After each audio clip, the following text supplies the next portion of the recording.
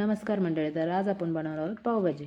यासाठी लागणारं साहित्य 1 वाटी वाटाणा, 1 वाटी फ्लावर, 4 ते 5 ढोबळ्या, 4 टोमॅटो आणि 5 बटाटे। हे चांगले चिरून आपण स्वच्छ धुवून घेऊया। आता एका कुकरमध्ये आपण 1 चमचा तूप, अर्धा चमचा जिरं आणि स्वच्छ धुवून घेतलेल्या भाज्या टाकून चांगलं परतून घेऊया।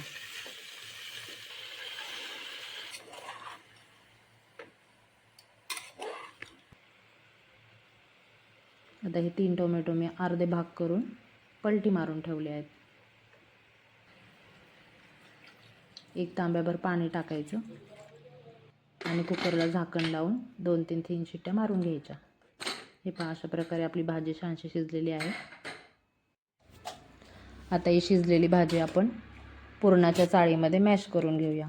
तांब्या वापरायचा आहे कारण वाफ खूप लागते, भाजी गरम आहे।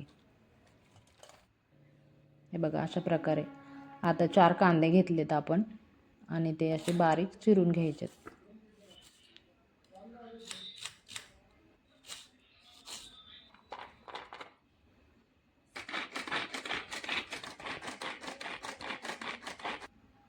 एका मोठ्या कढईमध्ये 4 ते 5 चमचे तेल टाकायचं। याच्यामध्ये बारीक चिरलेला कांदा परतून घ्यायचा।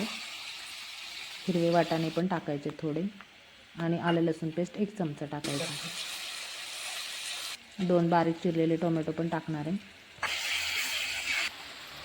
2 चमचे मीठ, हळद अर्धा चमचा, काश्मीरी लाल मिर्च पावडर 1 चमचा आणि 2 ते 4 चमचे पावभाजी मसाला टाकलाय। आता आपण जे शिजवून मॅश केलेली भाजी आहे ती याच्यामध्ये टाकूया आणि असं चांगल्या प्रकारे मिक्स करूया।